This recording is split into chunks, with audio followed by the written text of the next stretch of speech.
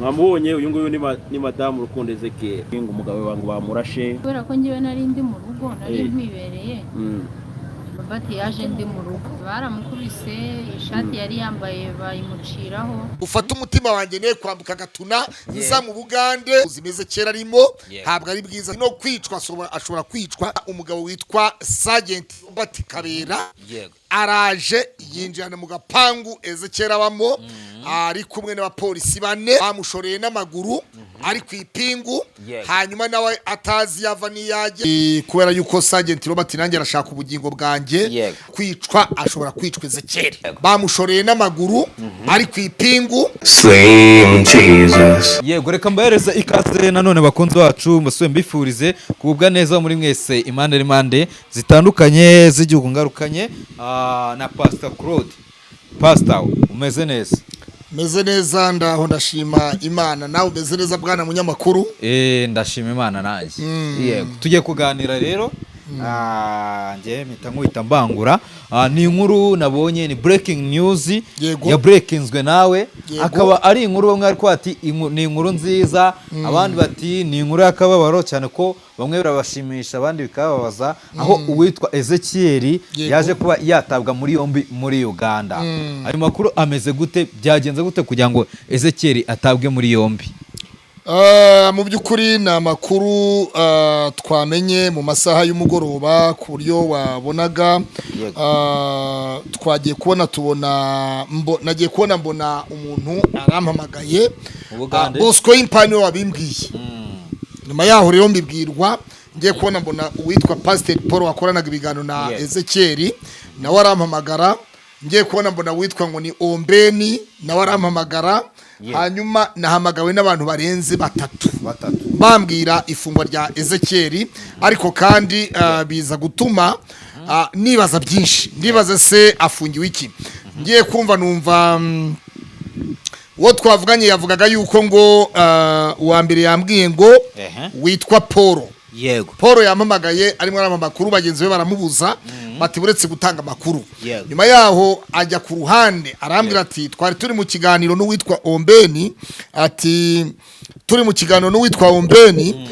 noneho muri cya kiganiro ati nibwo twagiye tubona Robert araje urumva ati tubona Robert araje Robert amaze kuza rero ati yazanye n'abapolisi ako kanya bahise bafata Rukundo Ezekiel baramutwara ati muri uko kumutwara rero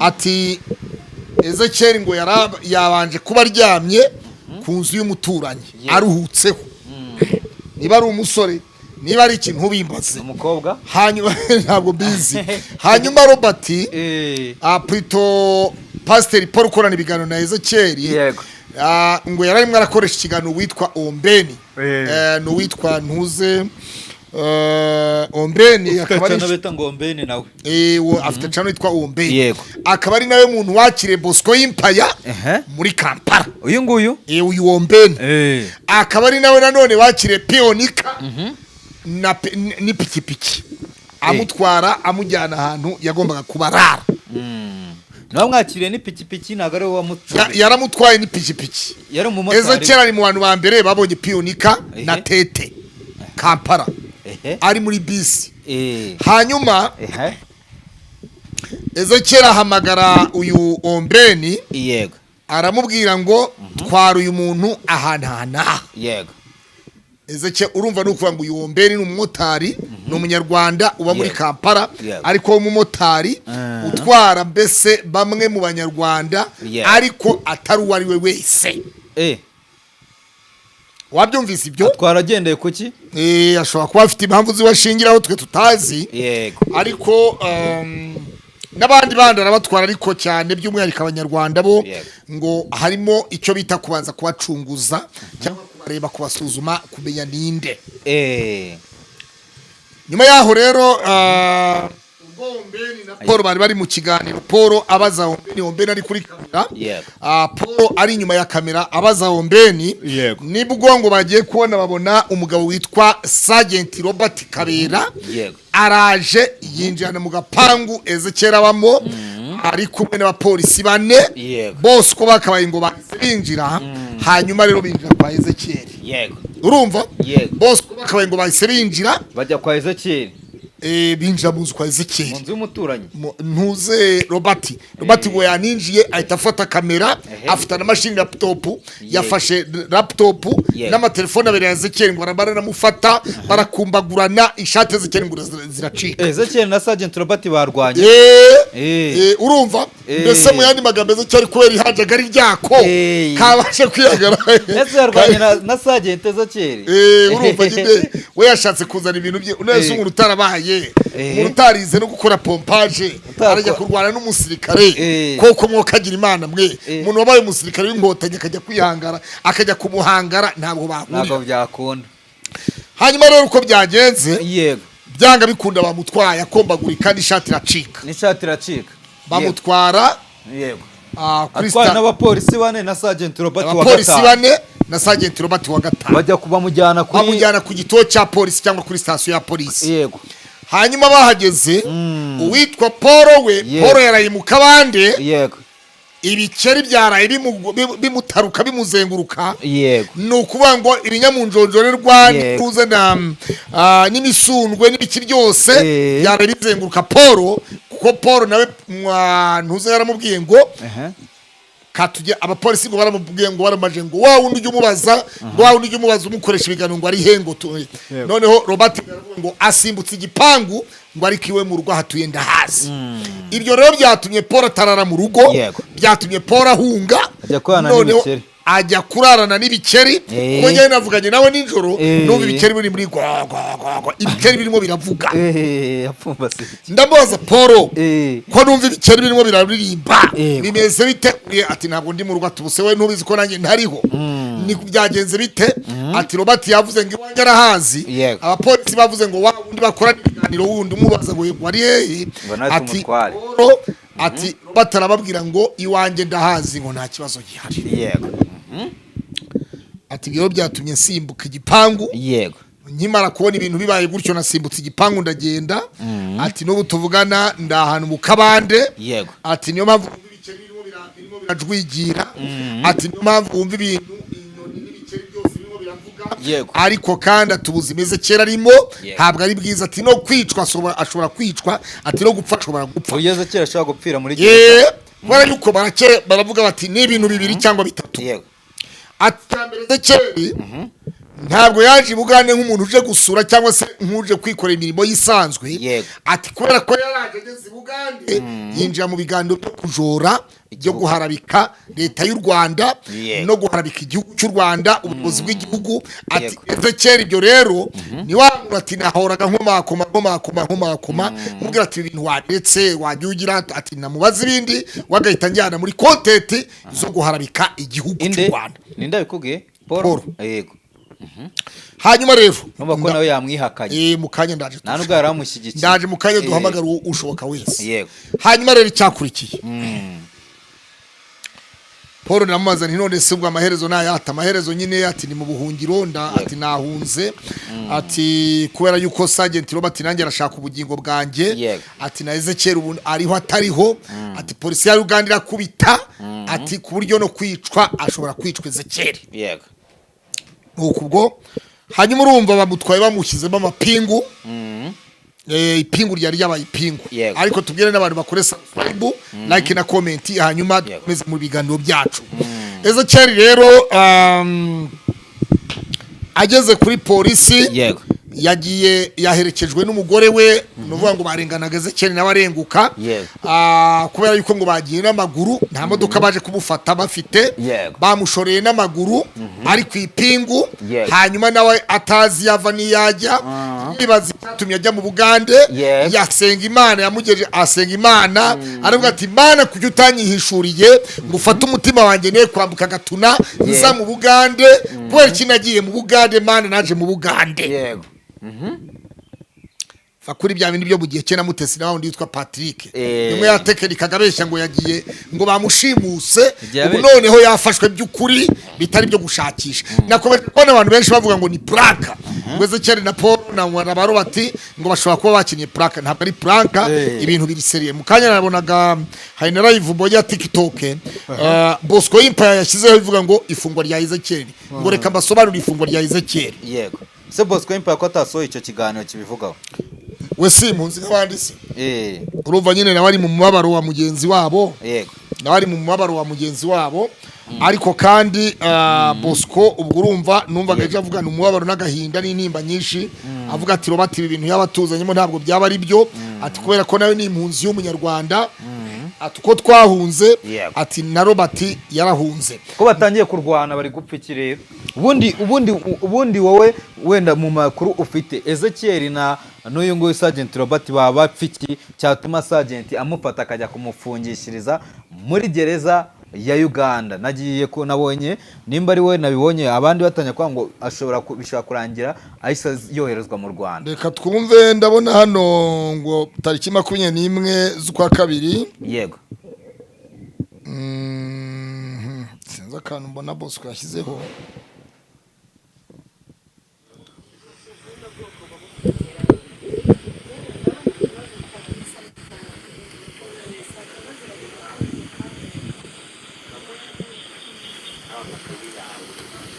ndi kubyumva ari kuri polisi nuvuga ngo bavuganaga na Bosco ari kuri polisi ni kiganiro Bosco Empire yasohoye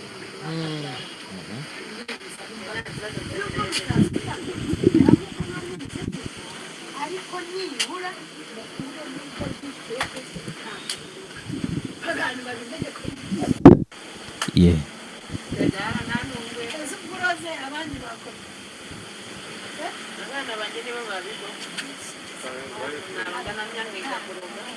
Yo guys, meze mute mutapinge turebe mwandike amakomantere. Abyumvise Bosco aho yageze. Ubona benshi ngo mwambuze ariko ngenda habaye narifi. Atangira kuzamuka kuri TikTok. Meze mute ni benshi kabisa ndashaka kubona mwamaze kuba igihumbi byihuse. Igihumbi ndabashaka yabare igihumbi mubaza. Hanyuma Pastor Muyore yazamutse live. Yani live ya TikTok ariho. Igihe umani ngibye sijya nkundi byo kwirwa tu. Ngaye nguko rero.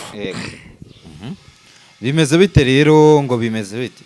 Kamindure battery. Ni igihe kugeza uyu munsi wa none ntabwo turamenya ngo bihagaze bite. Umugore wa Ezekiel kumuhamagara ntashobora sinzi tumuhamagare nawe. Umuhamagare twumve. Mama twumve icyo bivugaho umugore wa Ezekiel ese nibyo koko umugabo yarafunze cyangwa oya gufungwa harafunze umugore wa Ezekiel ashobora guceceka mbese akavuga tubu ndaba nihaye amenyo ya rubanda urabyumva yego ashobora no guceceka akavuga ati ndaba nihaye amenyo ya rubanda ndaba nihaye amenyo y'abisi ibyo byose rero hanyuma turebe Ombeni TV ndimo ndahamagara Ombeni kugira ngo turebe twumve niki ari butubwire nitubura turashaka Bosco Empire kubera yuko niwe muntu wa mbere wa tanze amakuru nyuma yaho turakurikirana turabimenya ariko kandi tukanareba Ezekiel wavuye mu Rwanda avuga ko agiye guhaha Kampala agiye guhahira Bugande ageze Bugande ahita yijandika mu biganiro byo gusebya ubutegetsi bw'u Rwanda ndetse asebya usibye ko gukoraho nani cyo yakora uriya ariko atangira kwijandikana n'ibigarasha atangira kujya mu mubare wo gusebya igihugu no gutuka ubuyobozi bw'u Rwanda murabyibuka ubwo yatukaganya kwa ministry ubumwe bw'abanyarwanda Dr Bizimana Jean Damascene ubwo yamwitaga amazina tudari busubiremo hanyuma yaho mwese murabyibuka rero Ezekiel yakomeje gukorana ibiganiro n'abantu batandukanye basebya igihugu ariko kandi abantu tukavuga tugakomakoma tugahamagara tukavuga tuti Ezekiel ibyo bintu uri murakora ntabwo ari byo uko tukuzi ntabwo ariko tukubonye wageze Bugande wahindutse iyindi sura hari ese nibandi uri murakorera mu buryo mwe cyangwa se ubundi Ezekiel rero yakomeje kuba muri ubwo buryo yakomeje kuba muri ibyo bintu ariko dukomeza kumubwira tuti nyamureka reka kwijandika mu bugarasha kubera yuko ntacyo byakumarira nyuma yaho rero no gukana n'ikiganiro na Mugirene agenda akora ibiganiro byinshi bitari byiza ariko ubundi reka nkwaze pastor wakirite ifungwa ry'uyu nguyu Ezekiel kumva ko yafunzwe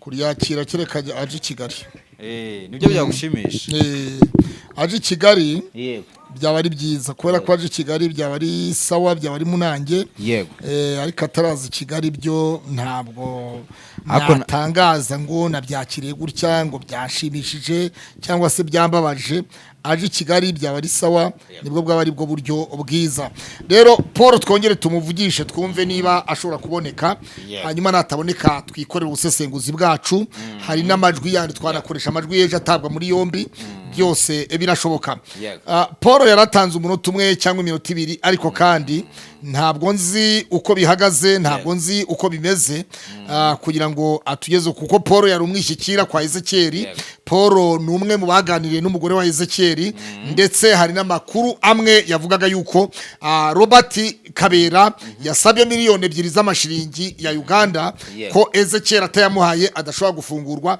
ngo ayo mafaranga harimo akantu yaba yatanze muri polisi ya Uganda.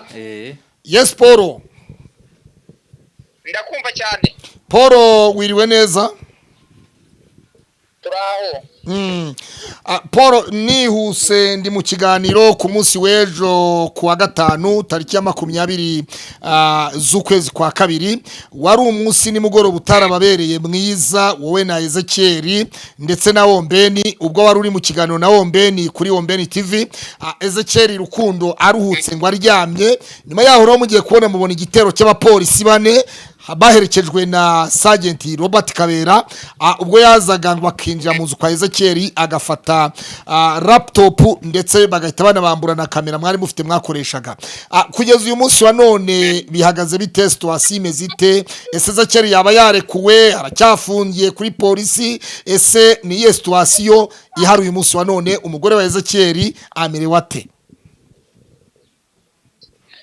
aka kanya turimo tuvugana yego ndi kwa Ezekiel mu rugo yego abandi bagiye kuri polisi nge ntabwo nshobora kugeraho kuko nakubwiye yuko nanjye yanshyize muri dossier avuga ko nanjye ashakisha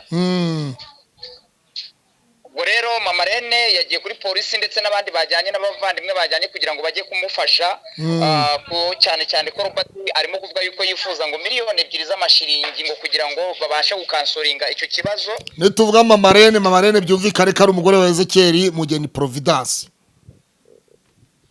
ubwo rero baracyari kuri polisi niho bakiri ntabwo bari babasha kuba bahindukira niyo bakiri n'uyu n'isaha ndetse uyu munsi hakubyutse n'ubwo hano muri Uganda ntabwo borohewe ariko niho bakiri uturutse kwa Ezekiel mu rugo ujya ku gituo cya polisi cyangwa kuri station ya polisi aho Rukundo Ezekiel Kiranuka TV afungiye urabona ni urugendo rungana iki rw'amasaha ni hafi cyangwa ni bugufi ntabwo ari kure kujyayo kuri piki ni 4,000 by'amashiringi kujyayo kuri moto ni 4,000 by'amashiringi uturutse kwa Ezekiel shane kure 4,000 by'amashiringi ni hafi 1,700 y'amanyarwanda urumva atari kure ni kure kuburi kwa Ezekiel mu rugo kuburi kwa Ezekiel mu rugo Robert yarayakumenyesheje ko nawe iwawe hazi abapolisi bakamubwira bati wa undi wajya gumukoresha ibiganiro we ari hehe Robert akabasubiza ngo ndahazi muhiri wiwe kwa Paul ndahazi ntabwo bufite kuburi kwa Ezekiel bamuyoreye muhirwe aho ngaho ariho bamuyoreye ukaba wahasubiye hagize utanga makuru ko ari huri ntibahita baza bakakuyora impamvu ndi hano nuko bagiye mu bwumvikane barayibagiye kwa Robert nijoro kugira ngo baganire bumvikane bumve icyo ashaka kwa Robert mu rugo ubwo rero kwa Robert mu rugo barayibagiwe nyine bajya kumvikana kugira ngo bavugane icyo ashaka ariko Ezekiel we yari muri gereza nyine n'uyu munsi aracyari muri gereza ubwo rero niho nyine yababwire ko ashaka izo miliyoni 2 z'amashiringi ya Uganda ubwo rero impamvu ndi hano ya Uganda impamvu ndahangaha nuko bari kumwe na Robert kuri polisi bari kumwe nawe kuri polisi ntabwo rero ndumva ko ataza kuhindukira ngaze kuza kumfata kandi bari muri iyo rwaserera kuri polisi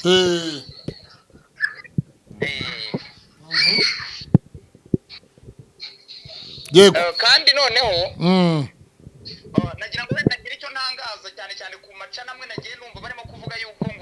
Robert na Ezekiel ngo bose babafashe, bose hari channel zimwe nagiye mbibona ngo bose babafashe, ahubwo ni Robert ubwe Sergeant Robert niwe waje gufata ari kumwe n'abapolisi gufata Ezekiel kubw'ibiganiro bimukorwaho. Mu kiganiro Robert yafungishije Ezekiel Kampala. Yego. Hanyuma Ezekiel aracyari kuri station ya polisi, aracyafunze. Mwebwe tusobanure neza, Robert Kabera, Sergeant Robert niwe wafungishije Ezekiel Rukundo. Twese turabizi abatangaje gutyo, rero ngira ngo na makuru amwe namwe batari bwashyikire, batari bahawe. Ngira ngo birashoboka ko hari amakuru batari bakabona. Ari nawe ubwawe ariko yego, ariko byumvikane neza yuko ari Robert wazanye n'abapolisi ndetse harimo n'imbwa. N'imbwa yari ihari. Bazanye n'imbwa, araza musanga mu nzu ahita Hello, I need to contact you. On WhatsApp. Yego, harimo n'imbwa. Robert byose niwe wabifataga, nta nubwo polisi igeze ifata ikintu na kimwe, bavundagurana na Ezekiel mu nzu. Ndetse hari ikindi nageze burumvisha bavuga ngo Ezekiel ari mu nzu y'abandi, yari ari mu nzu ye iwe niho yarari, ntabwo yari mu nzu y'abandi gusa, yigeze kuryama mu nzu y'abasore twegeranye aryamyemo, ariko yari yaje kuvamo yasubiye mu nzu iwe, ntabwo ariko yari akiryamye aho ngaho muri iyo nzu y'abandi. Numvishe Justin ukuntu abivuga. Hari abari bagize ngo yarari mu nzu y'umugore y'umubundi mugabo arimo arasamana n'undi mugore w'umugabo, ariko kandi twebwe nimugoroba uko mwabitubwiye ko yarari mu nzu y'umuturanyi bisanzwe b'abasore nyine baganira, abaye aryamye aruhutse, nyuma yaho ngo aza kwimuka ajya kuryama mu nzu ye mu rugo rwiwe. Ubundi wowe iyo ugiye kureba nka Paul, bimwe mu biganiro Robert aragira ati kuvuga ku mugore wanjye ni sumu n'uburozi, kuvuga ku mugore w'umuntu ni ikintu gikomeye cyane. Ati ngiye nka Robert iyo akomeza kumvuga bakavuga ibyo bashaka, atari ko kuvuga ku mugore wanjye we ni ikizira kikaziririzwa. Ubundi Ezekiel akora ibyo biganiro nk'umuntu mwakoranaga ibiganiro, kuki utamubuzaga kuvuga ku mugore w'abandi? Uretse no kumubuza kuvuga ku mugore w'abandi, nagerageje kumubuza gukora ibiganiro kuri Robert. Yego. Ngira ngo hari hashize n'iminsi n'ibiganiro byo kuri leta nabyo asa n'umuntu bifite, nubwo yenda yarataravamo neza. Ibyo byose ni inama nari nagiye ngerageza kumuha. Nagerageje kumubwira nti wikora ibiganiro kuri Robert, ndamubwira ni Robert ni umusirikare. Yego. Urumva? Ndamubwira ni uko byagenda kose ashobora kuba yakugirira nabi mu gihe wenda urimo kugenda ufata n'amakuru amwe namwe agenda kubwira yuko hari ibintu arimo kugutegurira, noneho uko uzagenda ufata ibintu byo bishyira hanze nk'umuntu mumaze iminsi mubanye, hari amabanga yuzi, urabyumva? Noneho rero uzafatira hanze kuri YouTube, numara kubishyira hanze kuri YouTube we, noneho azacaginga umujinya mwinshi bituma yakugirira nabi nk'uwiyahura. Yego. Ariko Ezekiel ntabwo yabashije guhita wenda abyumva, we yaravuze ati twese turanga, twese twarirukanse, twese turi munzi, ati ni umusivili nawe nk'abandi bose, nta bubasha afite. Rero biganiro nyine akomeza kubikora muri ubwo buryo, ariko namugira inama. Robert ni umuntu wabaye umusirikare hano mu Rwanda, ndetse bivugwa ko yaje no guhunga, ariko kandi atorotse igisirikare cy'u Rwanda dizatinze ni dizata. Ageze hanze nawe yijandika mu biganiro byo gusebya igihugu cy'u Rwanda cyangwa se ubuyobozi bw'u Rwanda. Ariko kandi Ezekiel ni umusivile utarabaye na mutwara sibo mu Rwanda. Tukibaza tuti abantu benshi baravuze bati Ezekiel wihuje na Robert, ikizavumbukamo muzakirebe mu cyitegereze. Hari amarozi rero yavuzwe ko umugore wa Robert yagomba kuroga mama bebe mukuru w'umugore wa Robert, ndetse akarugana na Ezekiel. Ibyo bintu by'uburozi biri mu bintu byacaginze Robert, hanyuma rero bituma Robert agira umujinya mwinshi, nicyo cyatumye ngo abasha gushaka uburyo yinjira polisi, hanyuma rero baza gufata Ezekiel Rukundo. Ukurikiye aya marozi koko byaravuzwe cyangwa n'ibihimbano Ezekiel ashaka content azikora kuri Robert n'umugore we kugira ngo yibonere content? Renda reka iki kintu tugishireho umucyo, kuko wenda cyaraye kigiyeho umucyo muri ibyo biganiro bari bagiye gukorana kwa Robert mu buryo bwo kugira ngo badiscussing barebe ukuntu bakemura ikibazo cya Ezekiel ave muri gereza.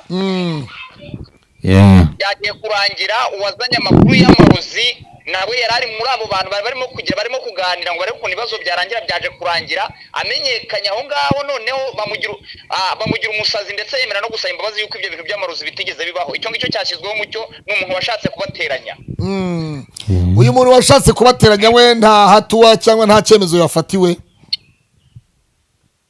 urumva ntabwo nari mpari ntabwo urumva ngiye kuko sindabasha no kubabona nagiye mbwirwa kuri telefone sindabasha kumenya neza amakuru niba nta gihano yaba yahawe umugore wa Robert ariko gusa kimwe cyo utarambaza ibindi bintu byinshi yego ndagira ngo maze ngiye nitabarize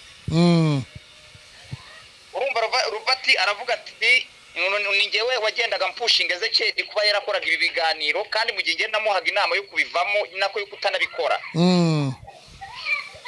akaba arimo kuvuga ati ngewe ati Pasiteri Paul ati tuzabonana cyane cyane ko yabaye n'umusirikare urumva ko ashaka kunzanamo akadosiye ko nabaye umusirikare wabaye umusirikare mu Rwanda bibwira n'abanyarwanda nubwo nabaye umusirikare wa RDF ariko naratashye ndetse mfite n'ibyangombwa binyemerera kuba naratashye ntekereza ko nta kibazo mfitanye na RDF ku buryo ashobora kubigira iturufu yo kuba ashobora kuba yangira nabi muri ubwo buryo yitwaje ngo nabaye umusirikare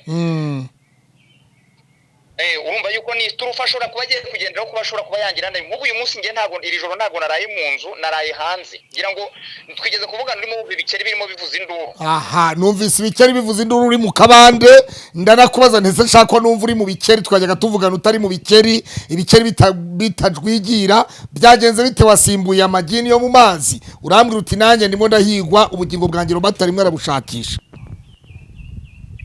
ndagira ngo nitabarize ngewe sindi impunzi ntabwo nigeze nihita impunzi n'umunsi n'umwe ngiye nibereye hano mu buryo bw'umurimo w'Imana iyo ukorana ibiganiro na ba Ezekeri ibiganiro byerekera kuri leta y'u Rwanda bivuga bisebya leta y'u Rwanda ari wowe uyoboye ibiganiro ntabwo wabonye ikiganiro ntabwo wabonye barafinda n'abanyamakuru n'abakamerabani bamukameraga cyangwa bafashe ibiganiro bamubazaga uburyo bose bafunganye kubera ikibi biganiro wahisemo gufasha Ezekeri kubikora ukaba umwe mu bayobozi uyobora kuko iyo ubaza umuntu umubaza ikintu ariko kandi ntabwo uri nyiricano nta nubwo wowe uri ntuze warabimbwiye uti ngewe n'umugati nishakira ibindi ubundi ati nyirubwite niwe uzana content ati nge nkagira ibyo mubaza nkagira n'uburyo nabimukuramo ubundi wowe wumvaga nta kibazo biteye ngewe kumva ko biteye ikibazo nsuko nabibonaga ko biteye ikibazo ariko kubera ngewe nagize hano nagiye ngira ibibazo cyane cyane byitwa kwishyura inzu yego kwishyura inzu ngira ngo urabizi ko hari ibibazo nigeze kuba ngira ntagira na telefone urabizi ngira ngo urabizi yego rero byashoboraga gutuma ngiye nagira amahitamo y'uburyo kuko hari habayeho hari ukuntu bari banteranyirije amafaranga yo kwishyura inzu yego Zekeri arambwira ati rero ntago ibi ngibi ntago twazabishobora ntitwazabivamo ahubwo reka ngewe nguha akazi ujyuza umfashe nyuma umfashe nk'umunyamakuru nge nzajya ntuzongera kugira ikibazo cy'inzu nuko nguko twavuganye ntago twavuganye n'umushahara nta mushahara mwavuganye nta mushahara twavuganye arambwira ati nta kibazo cy'inzu uzajya ugira nicyo ngicyo nta mahitamo rero nari mfite yo kuba nakwanga kuba muri ibyo biganiro waziziye se ukajya ubaza ngewe nanjye tukajya tukibarana umuntu utabaza umushahara umuntu ukora utazi n'umushahara uzahembwa ibyo bintu byibuze se wari bwahembwe aho yari bwaguhe kubyibuza hari ukwezi yari bwaguheme mukabenya n'umushahara uwo ari wo hari ukwezi kumwe yampaye 200,000 by'amashiringi ya Uganda y'amashiringi yego 200 ubwo ni muri 70 y'amanyarwanda 70 70 y'amanyarwanda yego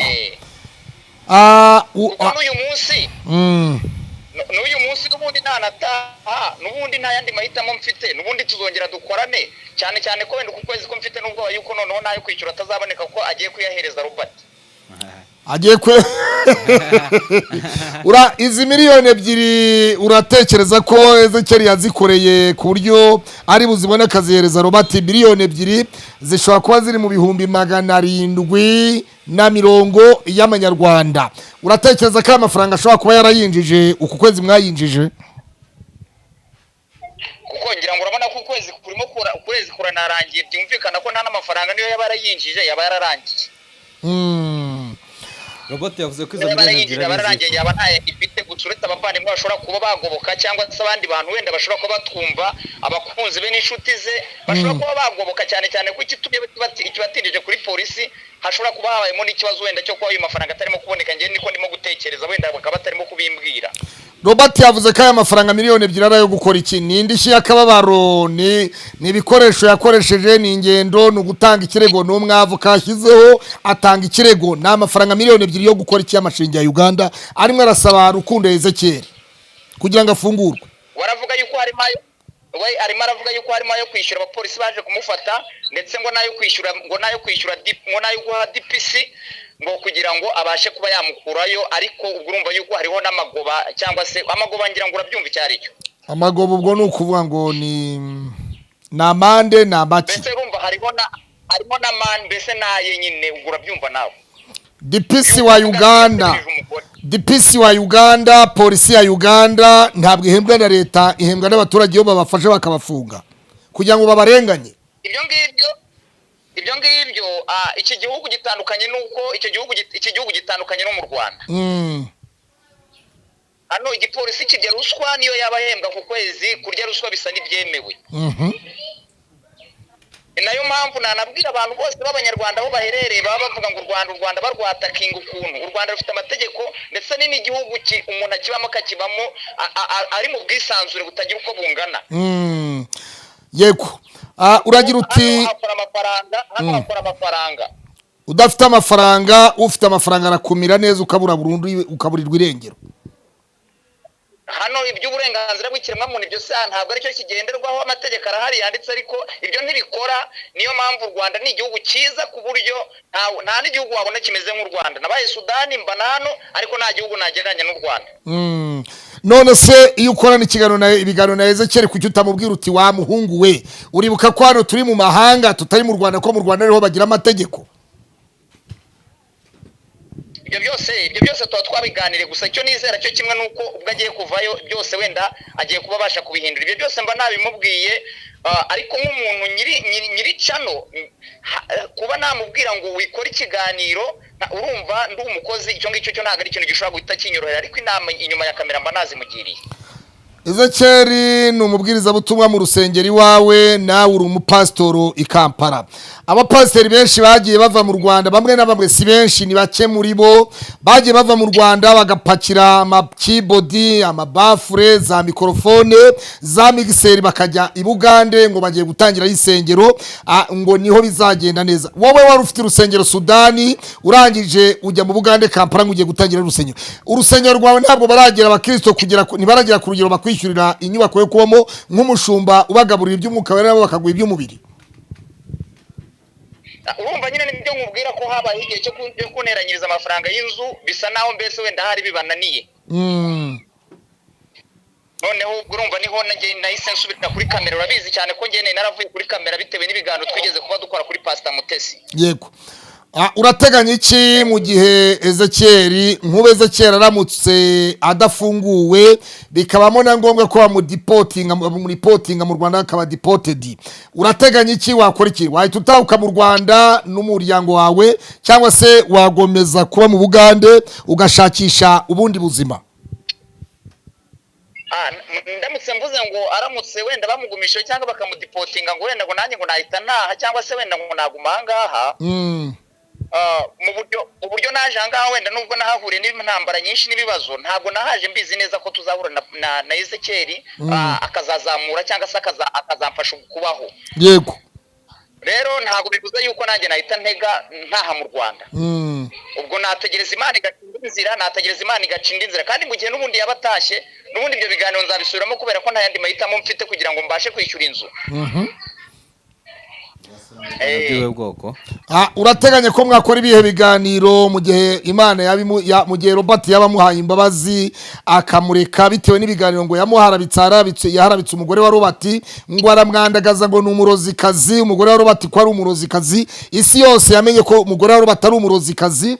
Twari tuzi Robert ko ari ikigarasha asebye igihugu cy'u Rwanda, ariko kandi umugore wa Ezekiel, umugore wa Robert we ngo yabaye akasa mutwa kasongo yiwa mu bintu bijyanye no kuba umurozi ngo arebaho n'uwa mbere. Ese ibi bintu bikaba byarababaje Robert rero. Robert aravuga ati ku mugore wanjye ni sumu, ati umugore w'umuntu kirazira kumuvuga uko wiboneye, ati kubera yuko ati nka Robert igihe mwamvuga abantu bamvuga ati ntacyo bitwati, kandi Ezekiel azajya avuga abasivile nkamwe atari ko gende kamajeshi, ati nabwo kwe kuza muri eneo zanjye ati muri eneo zanjye natayarishije ngaze kuvuga ibintu by'ubugoryi. Wowe urateganya ko muzakora ibihe biganiro mu gihe yabasotse gataha?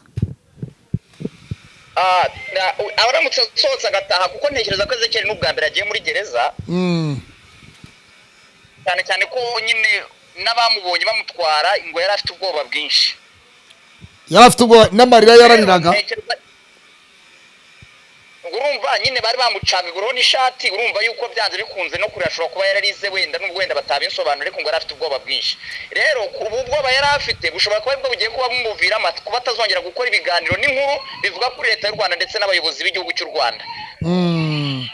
Ezekiel nta yakwata ku muntu abo cyangwa se kuba yakwata ku muntu abona yuko wenda ashobora kuba yaba murusha imbaraga. Icya kabiri nanone kuri icyo ngicyo mbaje cy'amarozi, icyo cy'amarozi ntekereza ko nakigusobanuriyeho Pastor Claude. Icyo ngicyo cyagiyeho umucyo rwose, icyo ngicyo reka tukimweze kubera ko nyiri kubivuga yabisabiye imbabazi, avuga yuko ibyo yavuze ngo yabeshye. Urumva ko yabaye gucankaranya nyine abantu wenda afite intego ashaka kugeraho sinamenye. Aka kanya mama bebe murimo muravugana wowe mukuru w'umugore wa Robert? Mama bebe mukanya twari tumaze kuba tuvugana. Ni icyo avuga kuri Ezekiel na mukuru na murumuna we? Waravuga ati reka turebe ukuntu twahanduringa iki kibazo cya Ezekiel, arebe ukuntu yavayo, ati ibindi byo by'imiryango yacu twebwe tuzamenya ukuntu tuganira. Ni karimo aravuga inama waha abantu habayemo hagati ikibazo cy'imiryango hagati kuri mama bebe na murumuna urumva ni ibibazo mbese ubundi bisa naho bipfundikiye n'ibyo pfundo. umugabo wa mama bebe we arabivugaho iki cyane ko ari we wemereye umugore gukorana na Ezekiel? Niwe wamwemereye rwose, we aranavuga ati jewe kuba Ezekiel yabarakoranye n'umudamu wanjye igihe nta kibazo mfitemo kubera ko twarabivuganye, ndabimwemera yuko bakorana, cyane cyane yuko nabonaga yuko ashobora kuba agiye no kugira no kuba yamufasha kuzamuka, kuko hari n'agacano nyine ku ka mama bebe ni Ezekiel no wakamugurisha ngo akamuha mideni ngo azajya amwishyura buhoro buhoro mu gihe azaba yahembwe. Rero we aramushyigikiye akavuga ati ngiye kuba akorana na Ezekiel nta kibazo na kimwe mfite, kuko ni umuntu w'umumaro nabonye ku buzima bwacu ushobora kuba yatuma tugera ahantu kure. Ombeni nawe ari mu bantu bagiye kuri, nigeze mvugana na Ombeni ambwira yuko ngo arimo arajya kuri polisi mu gitondo. Ubu tuvugana yaba akiri kuri polisi? Birashoboka ko yaba ariyo kubera ko nari mbonye mu kanya ashyiraho Ombeni live stream, ariko ikayongera ivaho. Nari mbonye yishyira bari kuri polisi rwose, mbona na bya bimoto baba barapakinze kuri polisi aho ngaho mbibona, numva n'amajwi y'abantu bamwe nyine bari kumwe, ariko yisivaho ashobora kuba ari yari rero. Bosco Impa nawe nabonye yabishyizeho. Bosco Impa muravugana cyangwa ntimuvugana? Niba muvugana mwaba mwaganiriye iki ku bijyanye n'ifungwa rya Ezekiel? Nakomeje kumuhamagara ntabwo yigeze amfata. Wakomeje kumuhamagara ntiyagufasha. Urasaba iki rero ku bakunzi bakurikiranye Ikaze TV Rwanda ndetse na Slim Jesus TV? Turi mu kiganiro, turi live. Uyu munsi urasaba iki muri kasho ya polisi muri Kampala? Icyo mbwira abanyarwanda muri rusange cyane cyane bakora inkuru zigendanye no gusebya leta no kwatakinga cyane ubuyobozi bw'igihugu cy'u Rwanda ndetse na Perezida wa Repubulika, nagira ngo mbagire inama, babwire ngo rimwe na rimwe hari ababikora ari uburyo bw'inda cyangwa bw'imibereho, ndetse hari n'ababikora ahari urwango bafitiye leta ku buryo bugaragara. Yego. Abandi bakabikora ku bw'ibyaha bagiye bakora bakanga kubihanirwa, bakirukanka bagera hanze bakagenda basebya u Rwanda, kandi by'ukuri ari ibyaha bagiye bakora ariko bagera hanze bakagenda bavuga ko u Rwanda rwabagiriye nabi, kandi hari ibyaha bari bakoze bagombaga kuba bahagara hamwe bakabihanirwa. Icyo nabagiramo inama rero ni iki ngiki, nabagira inama y'uko bagomba niba ageze hanze yaratorotse, niba ageze hanze agenda akora ibye, ariko areke kwataka leta y'ubumwe bw'abanyarwanda cyane cyane ko hari ibintu byinshi tubona leta y'ubumwe bw'abanyarwanda ifite umutekano, buri muntu wese afite security, buri muntu wese araryama neza, buri muntu wese aratembera, ukagenda amasaha 28 nta muntu ugukomaho. Rero nabagira inama yo kuva mu byo barimo bakabereka ibyo barimo gukora, kuko amaherezo bizabashyira mu butabera. Yego.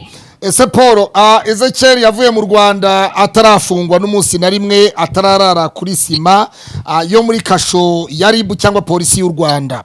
Avuga ageze Buganda yakoze ibiganiro bisebya RIB na polisi, inzego z'igihugu arazisebya, agira natuka ministri w'ubumwe bw'abanyarwanda Dr Bizimana Jean Damascene.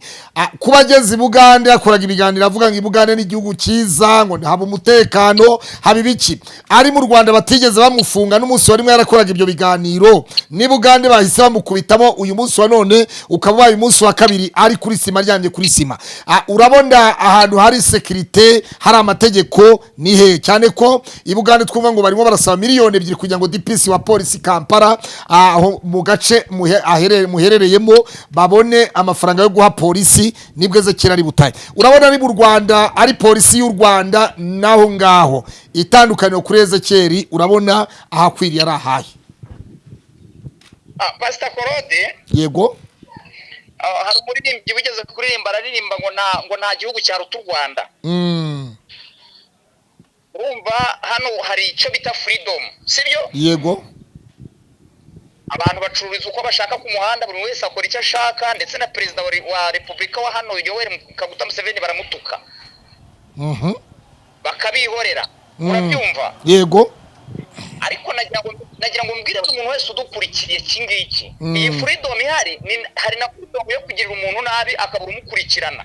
Urabyumva? Yego. Hari na freedom yo kuba abapolisi bagomba kugukoresha ibyo bashaka bakoreshejwe n'umuntu, ntihagire umuntu bakurikirana. Hari freedom yo kuba umuntu yatanga udufaranga duke tw'udushingi duke bakakwica ugapfa zero. Yego. Hari freedom yo kuba mbese ukumva hari freedom mbese no kugukorera ikintu kibi byose, iyo freedom nayo irahari, ntihagire icyuba mbese kapfuye ngo kabazwa ivu bikarangira gutyo nyine. Iyo freedom nayo irahari, nubwo hari freedom ariko nayo irahari. Rero ntabwo navuga ngo igihugu cy'u Rwanda njye naragikoreye, ndakizi, nubwo naba nicaye muri ibi biganiro ariko ndakizi uko gikora, ndakuzi, ndetse n'amategeko y'u Rwanda ndayazi, ndetse n'ubwiza bwacyo ndabuzi. Hanyuma Paul, ubutumwa utanga nubuhe kugira ngo tukureke, hanyuma mukomeze Uwiteka barinde kandi abakomeze na Ezekiel atahe, ariko kugira ngo nataha mwitaha rye ahinduke. Ese Providence ubutumwa hamagaye twabasha kubona ku murongo wa telefone umugore wa Ezekiel? Kuko afite telefone yo mu Rwanda barimo gukoresha wifi ari mu rugo, ntekereza ko ngubu udashobora kuba wamubona. Nta simukadi yo mu Rwanda irimo ku buryo twamuhamagaza amayinite? Afite yo mu Rwanda, wamuhamagaza amayinite byakunda. Byakunda, ariko noneho utarankupa warumbwiye uti icyo wagira wasaba abanyarwanda cyangwa ubutumwa waba hano ubuhe. Ngewe hagati aho ngaho icyo nagira ubutumwa naha munyarwanda wese aho aherereye hose, kuko turimo gusekwa n'abarundi tugasekwa n'abaki bose batabanyarwanda mwabaye mute. Urabyumva? Abanyarwanda bamaze kugira byaha. Hari ijambo perezida yigeze kuvuga, aravuga ati nabo ubwabo nibashyira hamwe bakaba bashyize hamwe bazaze. Arongera avuga ijambo ati kanyanga n'indaya nibibemerera, koko ni ibintu bitangiye kujya bigaragara pe. Yego. Rero icyo nagira nabwira ubutumwa naho abanyarwanda aho bari bagerageze kubana neza bumvikana, buri wese atakira, umwe wese aba yicaye kundi, umwe atinya undi. Usanga mbese abantu bamaze kumenya abanyarwanda nibo bantu babi mu isi babaho b'abagome. Urumva? Yego. Ngewe rero icyo nakwisabira wenda abantu bankurikiye, umuntu wese ushobora kuba arimo kumva, hari umuntu ushobora kugenda ashobora kumuzamura amaboko ku buryo ashobora kuba yava mu bintu bishobora kuba byamugenda bimuteza akaga rimwe na rimwe, kuko dufite abantu bagira umutima mwiza kandi bagera kugeza kumva buri muntu wese bakaba bashobora kuba bagira icyo bakora ku buzima bwe. Hanyuma ngewe nkaba nagira gute, nkaba nakora ibyo ngomba kuba nkora, ariko bitanjyana mu ntuza, bitanjyana mu kibazo cyo kuba nagirana ikibazo na leta, nkasubira kuba nakongera kuba najya muri gereza. Sawa, tugushimira cyane Paul, Imana ikurinde kandi gukomeze, hanyuma ibahe guhindura ibiganiro kandi ibahe n'ubuzima bwiza, nicyo tubifuriza. Na Ezekiel atahe hanyuma ahindura imikorere. Murakoze cyane, Imana bampera umugisha. Sawa sawa. ni Paul Pastor Paul wabyumvise uwo ni Pastor Paul ntabwo arashyigikiye Ezekiel byakoraga iyi modoka ntabwo itusakuriza iri kugenda tube tuyiretse itambuke se tube tuyiretse